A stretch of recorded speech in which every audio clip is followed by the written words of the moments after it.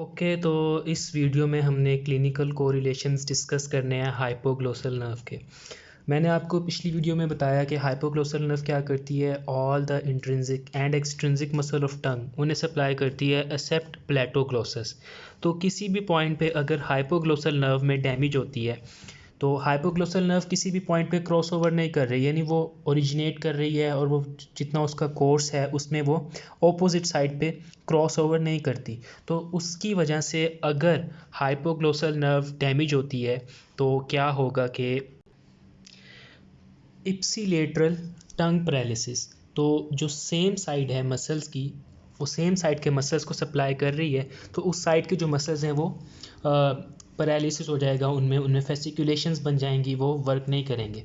तो अब हम हाइपोग्लोसल नर्व की डैमेज को टेस्ट किस तरह करते हैं? हम इस तरह टेस्ट करते हैं कि जो अफेक्टेड पर्सन है उसे हम कहते हैं कि अपनी ज़ुबान बाहर निकाले।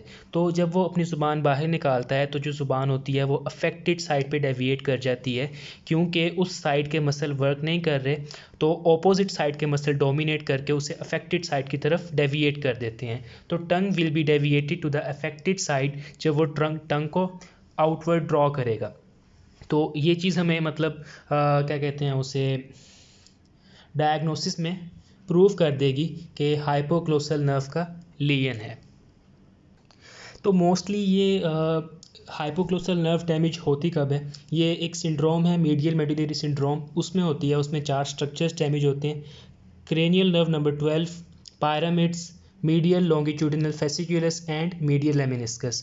तो ये 4 स्ट्रक्चर्स हैं, डैमेज होते हैं। तो उसमें एक क्रेनियल नर्व 12 भी होती है। तो इसके लीजन से क्या होगा? Ipsilateral paralysis and tongue will deviate to the affected side.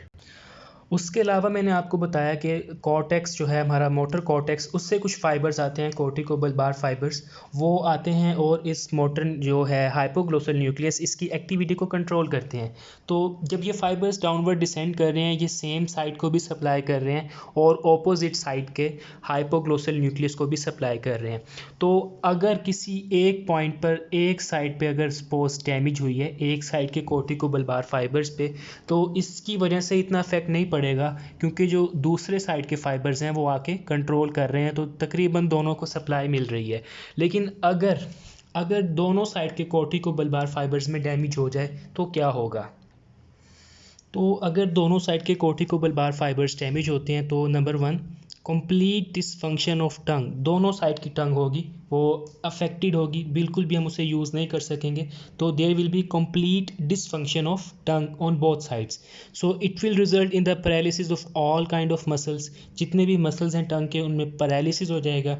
जब भी मसल्स में पैरालिसिस होता है, उन्हें हम यूज़ नहीं कर पाते, तो उनके अंदर फेसिकुलेशंस बनना शुरू हो जाती हैं। एंड इवेंचुअली इस सब की वजह से क्या होगा? Dysarthria, the person will unable to speak because he is unable to control the voluntary function of tongue. So these two are the important points of clinical correlation of hypoglossal nerve.